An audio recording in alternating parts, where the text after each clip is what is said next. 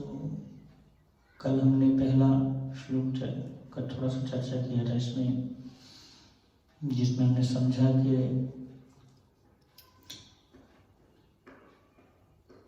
पापा जी लिख रहे हैं वसुदेव का अर्थ है जो श्री कृष्ण, जो वसुदेव देवकी के पुत्र।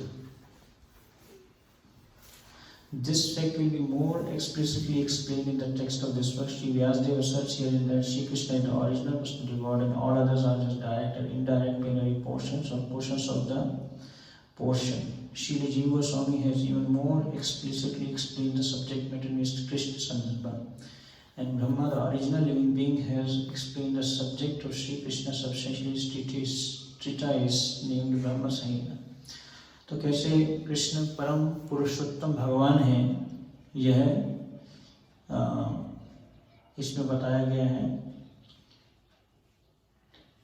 और उनके कई सारे अंश और कला अवतार हैं, क्योंकि कृष्ण क्या है? अवतारी। कृष्ण अवतार नहीं है, उनके द्वारा ही सारे अवतार आते हैं। और जीव गोस्वामी भी इस बात की पुष्टि करते हैं, ब्रह्मा जी भी पुष्टि करते हैं। ये ब्रह्मा जी बोलते ईश्वरा परम कृष्ण सच्चिदानंद विग्रह नादिरादि गोविंद सर्व कारण। सामवेद उपनिषद में भी ये बताया गया है कि लॉर्ड श्री कृष्ण जो है वो देवकी के दिव्य पुत्र हैं। इसलिए पापा जी बोल रहे हैं, in this prayer the first proposition holds that Lord Shri Krishna is the primeval Lord, and if any transcendental nomenclature is to be understood as belonging to the absolute personality of God, it must be the name by the word Krishna.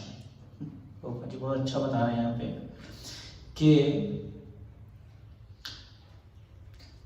Shri Krishna जो है वो क्या है? सभी के स्रोत हैं, सभी अवतारों के भी स्रोत हैं, सभी चीजों के स्रोत कृष्ण ही। तो इसलिए प्रभुपाद जी बोल रहे हैं, जब हम भगवान शब्द या परम भगवान शब्द प्रयोग करते हैं तो वह कृष्ण के लिए होना चाहिए, क्योंकि वही सभी के स्रोत है, उनका कोई स्रोत नहीं। ब्रह्मा जी भी बोले कि कॉज ऑफ ऑल कॉजेस, हर एक वस्तु के, हर एक चीजों के कारण जो है कृष्ण ही है। तो पापा जी बोले, if any transcendental nomenclature is to be understood as belonging to the absolute personality of God, it must be the name by the word Krishna. तो अगर परम पुरुषोत्तम भगवान शब्द किसी के साथ लग सकता है तो वो कौन है? श्री कृष्ण ही। श्री कृष्ण के साथ ही लग सकता है। जब प्रभुपाद जी इस्कॉन बना रहे थे तो चर्चा चल रही थी कि इंटरनेशनल सोसाइटी फॉर क्या दिया जाए। कृष्णा कॉन्शियसनेस तो दिया प्रभुपाद जी ने, इंटरनेशनल सोसाइटी ISK, के मतलब कृष्णा, C मतलब कॉन्शियसनेस, है ना। तो वहाँ पे पहले डिस्कशन जब चल रहा था उसमें ये कुछ लोग बोल रहे थे कि international society for God consciousness, भगवान की चीज। तो प्रभुपाद जी बोलते हैं कि अगर भगवान शब्द कहीं किसी को दिया जाए तो वो कौन है? स्वयं कृष्ण ही है। तो इसे कृष्ण का नाम आना चाहिए। इसलिए अगर आप प्रभुपाद जी के परपोर्ट्स पढ़ेंगे उसमें बहुत जगह जो है कृष्ण का नाम ही आता है, जगह जगह बार बार, ताकि आपके मुंह से कृष्ण का नाम निकलता रहे। थोड़े कुछ ही 2-3 लाइनें खत्म होंगी, फिर कृष्ण का नाम आ जाएंगे। अगर आप श्री कृष्ण बुक पढ़ेंगे, परम पुरुषोत्तम भगवान श्री कृष्ण करके एक बुक है जिसमें 10वें स्कंद से सारी लीलाएं ली गई हैं। और भी कोई भी किताब पढ़ लें प्रभुपाद जी की, उसमें जो श्री कृष्ण शब्द जो है, क्योंकि प्रभुपाद जी को ये फेल था कि एक बार प्रभुपाद जी अपने शिष्य को बोलते हैं कि what will your lecture do, तुम्हारा लेक्चर क्या करेगा? अगर कोई मेरी किताब ले लेगा 2 मिनट के लिए भी अगर उसको पढ़ लेगा तो वह उसका उद्धार हो जाएगा। क्योंकि प्रभुपाद जी ने जो अपनी किताबें लिखी हैं वह दिव्य चेतना में लिखी। और कभी कभी तो प्रभुपाद जी भी पढ़ते थे, सुनते थे उन किताबों को। कभी देखा है कोई राइटर अपनी किताब लिख रहा है और उसको पढ़ रहा है, इसलिए नहीं कि देखो मैंने अच्छी किताब लिखी, क्योंकि प्रभुपाद जी बोलते थे ये किताबें मैंने नहीं लिखी है, ये किसने लिखी है? स्वयं श्री कृष्ण ने ही लिखी है। तो इसलिए प्रभुपाद जी बोल रहे हैं कि if any transcendental nomenclature is to be understood as belonging to the absolute personality of God, तो प्रभुपाद जी बोलते थे कृष्ण कौन है? Supreme personality of God head. ये जो गॉड हेड शब्द है आपको डिक्शनरी में कहीं नहीं मिलेगा ये प्रभुपाद जी का शब्द है। वो इस तरीके से उन्होंने बोला है ताकि सभी को समझ आ जाए कि वो क्या कहना चाह रहे हैं, है ना। There is a difference between speaking and communication. बोलना और कम्युनिकेट में अंतर होता है। किसी चीज को कम्युनिकेट करना और किसी चीज को बोलना, जैसे कि मैं अभी बोल रहा हूं आपको, अब बोल दिया मैंने, लेकिन आपको वो बात समझ आई या नहीं आई, वो है कम्युनिकेशन। इस तरीके से बताया जाए कि जो व्यक्ति जो सुन रहा है आपसे, जैसे आप किसी को कोई सेवा दी, आपने बोला कि अच्छा प्रभु जी इतने बजे जो है ये सेवा कर दीजिए, अब मैं हाँ कर दूंगा मैं, लेकिन क्या उसको वो बात कम्युनिकेट हुई? क्या कम्युनिकेट मतलब उस व्यक्ति ने उस बात को समझ लिया जो आपने उसको बताया। तो वही कहने का अर्थ है कि प्रभुपाद जी यहाँ पे बता रहे हैं कि कैसे तो कम्युनिकेशन इस तरीके से होना चाहिए, हमें समझना चाहिए कि जिस व्यक्ति को हम बात कर रहे हैं, जिस व्यक्ति से को हम कुछ बोल रहे हैं, वो उसका क्या मनोभाव कैसा है, क्या वो हमारी बात को समझ पा रहा है जो हम बताना चाह रहे हैं। तो इसलिए प्रभुपाद जी के जो शब्द थे वो इस तरीके से थे, उसमें कम्युनिकेशन बहुत अच्छा था। वो इस तरीके से बताते थे कि वो बात 10,000 सालों तक लोगों को कम्युनिकेट हो जाए, क्योंकि प्रभुपाद जी ने बोला मेरी जो ये किताबें हैं ये 10,000 सालों तक लोग इसको पढ़ेंगे, आने वाले 10,000 सालों तक इन किताबों को पढ़ा जाएगा। तो इसलिए प्रभुपाद जी बोल रहे हैं कि सुप्रीम मतलब परम, पर्सनैलिटी मतलब उनका एक स्वरूप है, सत चित्त और आनंद स्वरूप। जीव का भी स्वरूप सच्चिदानंद है और भगवान का भी स्वरूप सच्चिदानंद है ना, क्योंकि जीव भगवान का अंश है, आत्मा भगवान का अंश है। तो सुप्रीम पर्सनैलिटी ऑफ गॉड है। गॉड हेड मतलब जितने भी देवी देवता हैं, जितने भी भगवान हैं, उन सबके कौन है? हेड है, गॉड हेड, गॉड्स के हेड। और प्रभुपाद जी गॉड शब्द जो अपने परपोर्ट्स में लिखते हैं वो बड़ा वाला जी लिखते हैं, कैपिटल जी। कैपिटल जी मतलब बड़ा वाला जी मतलब कृष्ण के लिए, छोटा वाला जी ब्रह्मा जी, शिव जी, जो अन्य देवताओं के लिए जो है छोटा वाला जी यूज करते हैं प्रभुपाद जी, लेकिन बड़ा वाला जो जी है वो यूज करते हैं भगवान कृष्ण के लिए। तो यहाँ पे प्रभुपाद जी बोल रहे हैं कि अगर कोई ऐसा शब्द भगवान के लिए बोला जा सकता है तो वो सिर्फ कृष्ण के लिए ही बोला जाना चाहिए। कृष्ण ही परम पुरुषोत्तम भगवान है। तो एक श्लोक आता है,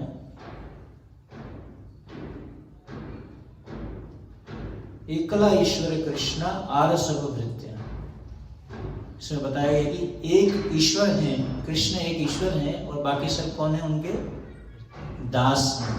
भृत्य, भृत्य, भृत्य मतलब कि दास, बाकी सब भगवान के दास हैं। कृष्ण जो है परम ईश्वर है। यही पहली समझावट है जिसके द्वारा हम भगवद गीता को समझ सकते हैं। सबसे पहली जो समझावट होनी चाहिए, क्या होनी चाहिए? कि कृष्ण जो है वो परम पुरुषोत्तम भगवान है ना। अगर कृष्ण परम पुरुषोत्तम भगवान है तो बाकी सब उनके दास हैं, है ना। तो कहने का अर्थ ये हुआ कि अगर कृष्ण परम पुरुषोत्तम भगवान है तो मुझे क्या करना है? कृष्ण का ही आश्रय है, कृष्ण को शरणागत होना है, कृष्ण के प्रति शरणागति को बढ़ाना है। तो शरणागति जो है कृष्ण के प्रति क्या है? एक प्रकार का प्रोसेस है। शरणागति जो है सिर्फ ये नहीं है कि अभी हम जो है तुरंत शरणागत हो जाएंगे। एक बार जो है कैसे जब चोर को पुलिस पकड़ लेती है तो पुलिस गन दिखाती है और वो बोलता है आई सरेंडर, शरणागत हो गया, मैं पूरे तरीके से भी शरणागत हो गया। एक सेकंड में शरणागति नहीं आती। शरणागति क्या है? एक समर्पण, लेकिन वो एक तरीके की प्रोसेस है, एक झटके में शरणागति नहीं होती। रामानुजाचार्य जो हैं अपने गुरु को कई बार मिलने गए और उनको पूछा सर्वधर्मान परित्यज्य माम एकम शरणम व्रज का जो अर्थ है उसका क्या अर्थ है। सर्वधर्मान परित्यज्य माम एकम शरणम व्रज अहम तुम सर्व पापेभ्यो मोक्षयिष्यामि मा शुचः। तो इसका क्या अर्थ हुआ। तो 100 बार अपने गुरु के पास में गए ये समझने के लिए कि शरणागति होती क्या है। तो कहने का अर्थ ये है कि इतना आसान नहीं है। शरणागति जो है कृष्ण के प्रति जो शरणागति है वो क्या है, एक प्रकार का प्रोसेस है। जैसे चपाती बनाना जो है एक प्रकार का क्या है, प्रोसेस है। आटा चाहिए, आटे को गूंदोगे, फिर उसको गोला बनाओगे, फिर उसको तवे पे डालोगे, फिर उसको फुलाओगे, फिर उसमें घी लगाओगे। तो शरणागति भी जो है कृष्ण के प्रति क्या है, एक प्रकार की प्रोसेस है, एक झटके में शरणागति नहीं। तो कृष्ण जो है परम पुरुषोत्तम भगवान हैं, बाकी सब क्या है, उनके दास हैं। और कृष्ण स्वयं भगवद गीता में भी बोले कि अहम सर्वस्य प्रभु, मैं ही सभी का प्रभु हूँ। इसलिए जब हम भक्तों को बोलते हैं, यहाँ पे हमारे संस्था में एक दूसरे भक्त को क्या बोला जाता है, प्रभु बोला जाता है। आप मेरे प्रभु हैं और मैं आपका दास हूँ। इस दुनिया में सभी के सभी लोग क्या बनना चाहते हैं, बॉस बनना चाहते हैं। कोई भी दास नहीं बनना चाहता। सब चाहते हैं कि हम जो है बॉस बन जाएं। तो हमें किसका दास बनना है, कृष्ण का दास, माया का दास नहीं। कृष्ण के दास बिंदास, माया के दास सदा उदास। जो माया के दास बनेंगे वो क्या हो जाएंगे, हर समय उदास रहेंगे। देखा ना, जो माया की सेवा करते हैं, जो कृष्ण की सेवा नहीं करते, जो कृष्ण की सेवा करते हैं उनके चेहरे में भी एक मुस्कान आती है, एक उनका चेहरा चमका चमका दिखता है, चमकता है। Face is the index of the mind. चेहरे को देख के पता चलता है कि मन में क्या चल रहा है किसी को समझना है। उसके कई लोग होते हैं जो फेस रीडिंग करते हैं, और हम कई ऐसे लोगों को भी जानते हैं जो बॉडी लैंग्वेज। मैं एक डॉक्टर को मिला था दिल्ली में, वो बोला था कि जब हमारे क्लिनिक में पेशेंट चल के आता है तो हम उसकी दवाई तुरंत लिख देते हैं। इतना एक्सपर्ट डॉक्टर सही में। उसने मेरे को, मैं उसके सामने कुछ चल के जा रहा था, तो चलते हुए उसने मेरी चलने में उसने देखा कि आपको कुछ दिक्कत लग रही है प्रभु जी। मैंने कहा हाँ, वो थोड़ा सा भी तबीयत ठीक नहीं है मेरी। तो बोला हम चलने के तरीके से हम पता कर लेते हैं कि कैसे आपके शरीर में क्या प्रॉब्लम है, दवाई लिख देते हैं। और ये भी हमें पता चल जाता है कि ये व्यक्ति, उसके जूतों को देख के हम ये समझ जाते हैं कि ये व्यक्ति कितने रुपए का ऑपरेशन करवा पाएगा या कितने रुपए की दवाई ले पाएगा, ये भी हमें समझ आ जाता है। तो बॉडी लैंग्वेज ये भी एक प्रकार की साइंस है। एक भक्त जो है हरे कृष्णा सेंटर में आए, क्योंकि उनको, वो डिवोटी नहीं थे, वो पहले ऐसे घूमते घूमते उनको पता चला कि भगवत गीता में जो है ये सब बातें बहुत अच्छे से बताई जाती हैं। तो भगवत गीता खरीदने जो है एक हरे कृष्णा सेंटर में गए। फिर धीरे धीरे जो है भगवत गीता पढ़ते पढ़ते वो भक्त बन गए। तो कहने का अर्थ है कि जो बॉडी लैंग्वेज है उससे पता चलता है कि मानसिकता क्या है व्यक्ति, या फेस को देख के भी पता चलता है। फेस को देख के पता चलता है कि व्यक्ति खुश है, दुखी है, परेशान है ना। तो इसलिए कृष्ण के दास बनते हैं तो हमें वो सुख व आनंद, जो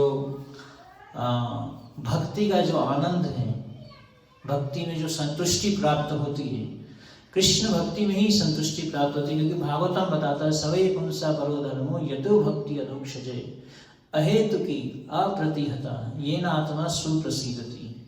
जो आत्मा को संतुष्टि देती है। इस दुनिया में सभी लोग जो है क्या ढूंढ रहे हैं, संतुष्टि ढूंढ रहे हैं, सुख की प्राप्ति चाहते हैं, शांति की प्राप्ति चाहते हैं, है ना। तो वह सुख किसमें है, जब हम कृष्ण को परम पुरुषोत्तम भगवान मानते हैं और उनकी सेवा करते हैं, उनके सेवक बनने का प्रयास करते हैं। तो सेवक बनने का प्रयास करने में ही असली आनंद है ना। एक भक्त ने बोला कि servant enjoys more than the master. एक जो सेवक है वो मालिक से ज्यादा एंजॉय करता है। तो सेवक बनने में ज्यादा आनंद है ना। जैसे कि एक बार एक व्यक्ति ने 1 करोड़ की गाड़ी खरीदी, तो गाड़ी कौन चला रहा था? उसका ड्राइवर चलाता था। वो बोलता था देखो 1 करोड़ की गाड़ी में चलाता हूँ, गाड़ी में घूमने को मिलता है उनको। जो मास्टर होता था उसको कहीं छोड़ के आ जाता था, तो जहाँ उनको जाना होता तो छोड़ता था, घंटों घंटों मीटिंग करते थे, लेकिन गाड़ी तो वो चलाता था, गाड़ी में रहता था। तो जो सेवक बनने में जो आनंद है वो प्रभु बनने में आनंद नहीं। इसलिए कृष्ण जो है सेवक के भाव में आए। चैतन्य महाप्रभु कौन है ना? कलयुग में जो अवतार लिया चैतन्य महाप्रभु ने, कृष्ण जानना चाहते थे कि जो मेरी भक्ति है, जो लोग मेरे भक्त बनते हैं, स्पेशली श्रीमती राधा रानी, वो मेरी इतनी भक्ति कर रही है, लेकिन मेरा जो प्रेम है उसको मैं समझना चाहता हूँ। जो मेरी सेवा करते हैं, जो मेरी सेवा है उसमें जो आनंद है, उस चीज को मैं समझना चाहता हूँ। कृष्ण भी ये बात नहीं समझ पा रहे थे, है ना। कुछ मायावादी लोग हैं, वो बोलते हैं हम भगवान बनना चाहते हैं। तो जीव तो कभी भी भगवान नहीं बन सकता, जीव तो भगवान का दास है। जीवे स्वरूप है कृष्णेर नित्य दास। तो स्वयं कृष्ण भी सेवक बनते हैं, किसके? राधा रानी की। हमने एक बार एक फोटो देख रहे थे जिसमें श्री कृष्ण जो है स्वयं राधा रानी का श्रृंगार करते, उनके सेवक बनते। तो वही कृष्ण यह जानना चाहते हैं कि ऐसा क्या प्रेम है राधा रानी का, ऐसे मेरी सेवा में ऐसा क्या आनंद है, वह आनंद को मैं भी चखना चाहता हूं। तो स्वयं कृष्ण किस भाव में आ गए? चैतन्य महाप्रभु के रूप में। वही ब्लैक कृष्ण, जो काले कृष्ण जो हैं, अभी वो कलयुग में आए हैं स्वर्ण रूप में, क्योंकि राधा रानी का क्या कलर है? सोने का कलर है। कौन सा सोना? जो पिघलता उसमें। तप्त कांचन गौरांगी राधे वृंदावनेश्वरी वृषभानुस्तुते देवी प्रणमामि है। तप्त कांचन गौरांग, जब सोने को पिघलाया जाता है उसका जो रंग होता है वैसा रंग। तो कृष्ण जो है राधा रानी का भाव लेके आए हैं किसमें? इस कलयुग में चैतन्य महाप्रभु के रूप में, यह सिखाने के लिए। तो कृष्ण ने बोला मेरे को शरणागत हो जाओ, सर्वधर्माण परित्यज्य माम एकम शरणं व्रज। लेकिन कैसे शरणागत होना है कृष्ण को किसने सिखाया? चैतन्य महाप्रभु ने। 500 साल पहले नवद्वीप धाम में स्वयं चैतन्य महाप्रभु आते हैं और सिखाते हैं कि कैसे भगवान के नाम के द्वारा, भगवान के संकीर्तन के द्वारा जो है तुम मेरे को प्राप्त कर सकते हो, मेरी सेवा को प्राप्त कर सकते हो। तो वही कृष्ण जो है आज से 500 साल पहले आए हैं इसी भाव में। तो इसलिए कृष्ण जो है परम भगवान है। भगवद गीता में भी भगवान बोले अहम सर्वस्य प्रभो मत्ता सर्वम प्रवर्तते इति मत्वा भजन्ते मां बुरा भाव समझ। तो जो ये बात समझ जाएगा कि कृष्ण ही सभी के प्रभु हैं, वो क्या करेगा? हर एक चीज क्या करेगा? कृष्ण की सेवा में लगाएगा। मानस देहो गेहो जे बिच्छू मोर अरब बेलु तुआ पदे नंद किशोर। मानस मतलब अपना मन, देह मतलब शरीर, और गेह मतलब अपने परिवार वाले, सभी को क्या करेगा? कृष्ण से जोड़ेगा किसी न किसी तरीके से। तो मन के लिए भगवान ने हमें दिया, महामंत्र दिया, भगवान ने अपनी भगवद गीता दी। तो अपने मन को, मन तो चंचल है, मन तो भागता रहता है, बंदर की तरह। वृंदावन में आएंगे कैसे बंदर एक जगह से दूसरी जगह जंप करता है, कभी भी जो है बंदर एक स्थान पे नहीं बैठता। इसलिए बंदर को बोला जाता है एंटी ग्रेव, मतलब कि वो ग्रेविटी नहीं होती बंदर के अंदर में, उसके अंदर में वो मैच्योरिटी जिसको कहते हैं वो नहीं होती बंदर में। जंप करता रहता है, कभी इधर कभी उधर, कभी उधर कभी उधर, है ना। तो मन चंचला ही मन कृष्ण अप्रमाथी जलमंत्रिणम तस्याम विग्रहम मन्ये वायुरेव सुदुष्करम। लेकिन कृष्ण बोले कि ठीक है तुम्हारा मन चंचल है तो कोई बात नहीं, प्रैक्टिस करो उसको, मन को लगाओ, मेरे नाम में लगाओ, मेरे संकीर्तन में लगाओ, मेरी सेवा में लगाओ। तो भगवान की सेवा में, भगवान के, है ना, भक्त अलग अलग प्रकार की सेवाएं करते हैं। कोई कुकिंग करता है, मार्केट में जाता है, परचेजिंग करता है, लेकिन वो हर चीज जो भी करता है वो किस लिए करता है? कृष्ण के लिए करता है। सोचता है ये वाली सब्जी खरीदूं, कैसे खरीदूं, किसके लिए खरीदूं? कृष्ण के लिए खरीदूं। अच्छी अच्छी क्वालिटी का खरीदो, हर एक चीज अच्छा करना चाहना, जो भी करना चाहता है वो। तो मानस देह, देह मतलब शरीर, है ना। अमरीश महाराज बताते हैं कि कैसे हमें अपनी जितनी भी इंद्रियां हैं उसको क्या करना चाहिए, भगवान की सेवा में लगाना चाहिए। हाथों से भगवान की सेवा करनी चाहिए, पाँव से भगवान के मंदिर चल के जाना चाहिए, आँखों से भगवान के दर्शन करने चाहिए, कानों से भगवान की कथा सुननी चाहिए, जीवा से भगवान के प्रसाद को चखना चाहिए या भगवान का चरणामृत लेना चाहिए, तुलसी महारानी को चखना चाहिए। और इस प्रकार से जितनी भी इंद्रियां हैं उसको क्या करें, हम भगवान की सेवा में लगाएं। और मन के द्वारा जो है भगवान के नाम का कीर्तन करना चाहिए, नाम का जप करना चाहिए। जीवा के द्वारा भक्तों का गुणगान करना चाहिए। किसी के दोष ढूंढना तो आसान है, कलयुग दोष निधिर राजन एको ही अस्ति महान गुरु कीर्तनादि एव कृष्णस्य मुक्त संग परामृते। पहली चीज हमारा मन क्या करता है, किसी में दोष देखता है, किसी परिस्थिति में भी दोष देखता है, अरे हाँ ये परिस्थिति सही है, इसमें भी बहुत दोष है। तो जिस परिस्थिति में भी भगवान हमें डालें, उस परिस्थिति को भी हमें क्या करना चाहिए, इसको कृष्ण भावना भावित करना चाहिए। परिस्थिति किसी प्रॉब्लम किसी व्यक्ति में भी नहीं है, दोष किसी परिस्थिति में भी नहीं है। दोष किस में है, हमारी अपनी चेतना में।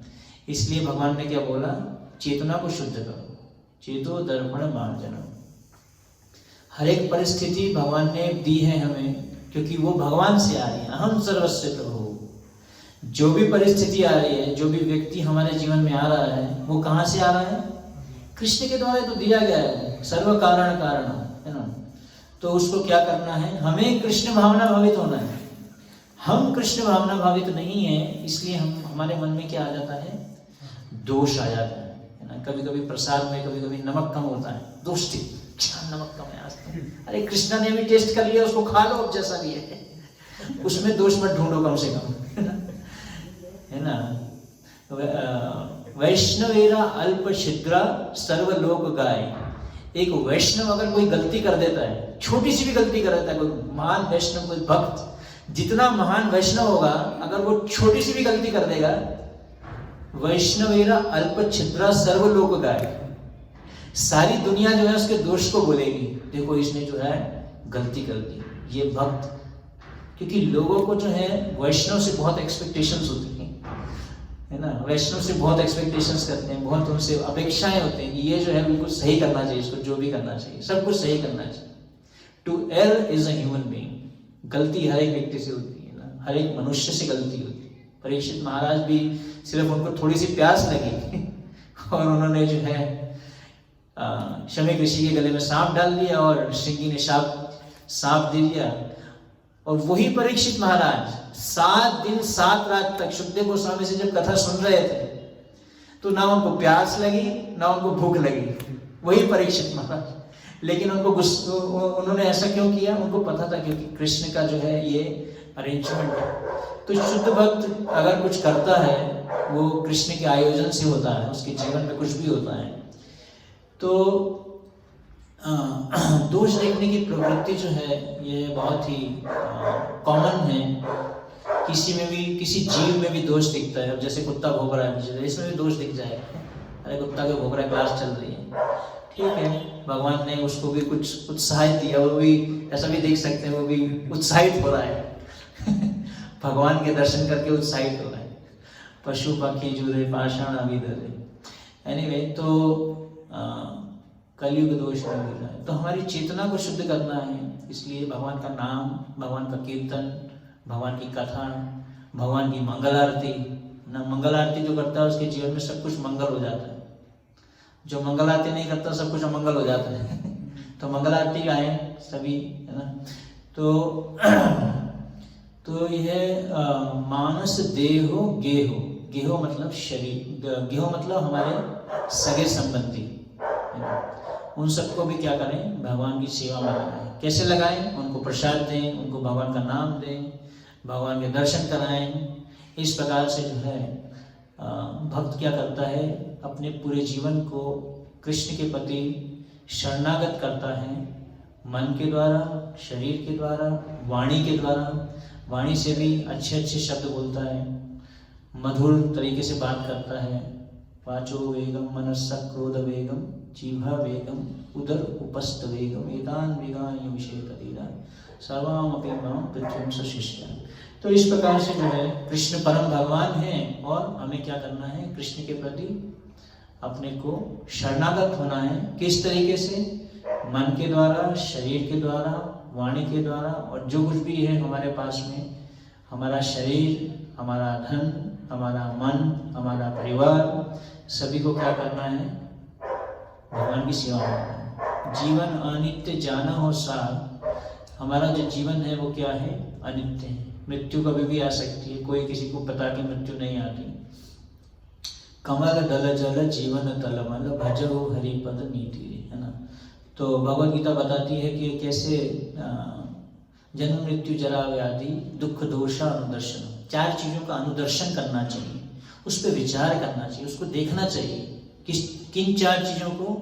जन्म को देखना चाहिए कि जन्म में कितना दुख है। जो बच्चा है माँ के गर्भ में 9 महीने तक कैसे उल्टा पड़ा रहता है, उसी में ही उसको जो है मल त्याग करना होता है, उसी में ही मूत्र त्याग करता है, उसी में खाता है। तो जन्म भी एक बहुत बड़ा कोई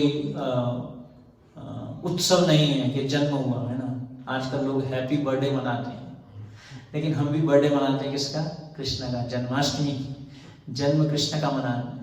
तो जन्म मृत्यु जरा व्याधि, जरा मतलब बुढ़ापा, उसका अनुदर्शन करना चाहिए कि कैसे बुढ़ापे में कितने दुख आते हैं, चलने में, शरीर में, है ना। शरीरम व्याधि मंदिरम, शरीर भगवद गीता बताता है ये क्या है, व्याधि का मंदिर है। इसमें बीमारियां जो हैं, जैसे हमारे मंदिर में राधा मदन मोहन है, यह मंदिर किसका है? राधा मदन मोहन का मंदिर है। इसी प्रकार से शरीर किसका मंदिर है? व्याधि का, जिसमें व्याधि ही व्याधि आती है ना।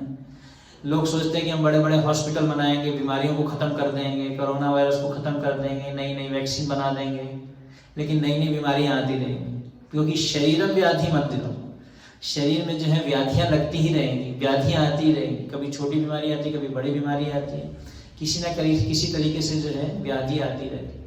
तो जन्म मृत्यु जरा, जरा मतलब बुढ़ापा। तो अलग अलग प्रकार के दुख आते हैं बुढ़ापे में।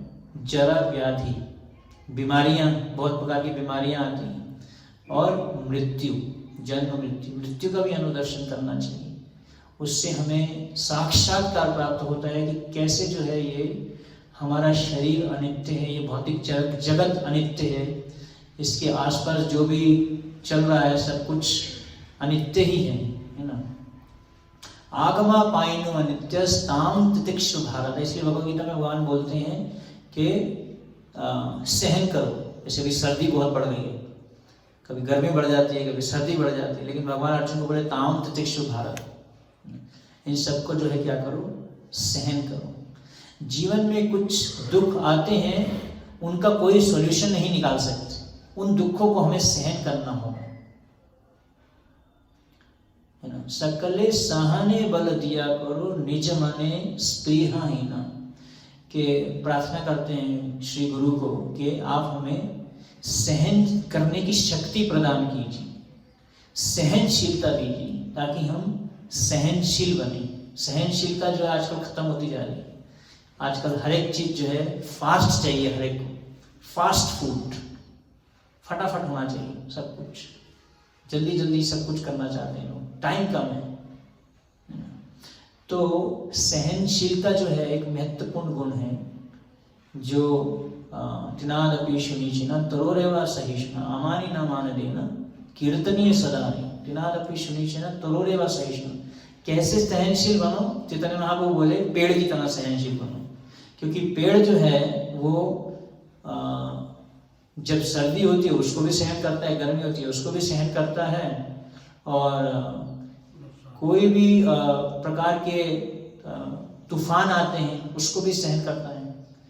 और पेड़ ऐसा पेड़ है कि आप उसको काटोगे भी, उसको मारोगे भी, तो भी उसको सहन करेगा, वो आपको कभी भी रिएक्ट नहीं करेगा, है ना। इसलिए वैष्णव को क्या बोला गया?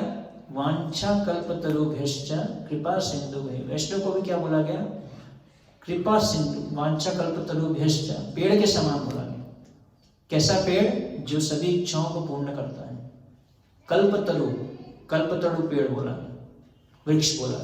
तो वृक्ष जो है, और एक भक्त तो बहुत अच्छा बता रहे थे कि जो चंदन का वृक्ष, चंदन के वृक्ष को अगर आप काटते हो तो वो क्या देता है आपको? खुशबू देता है ना।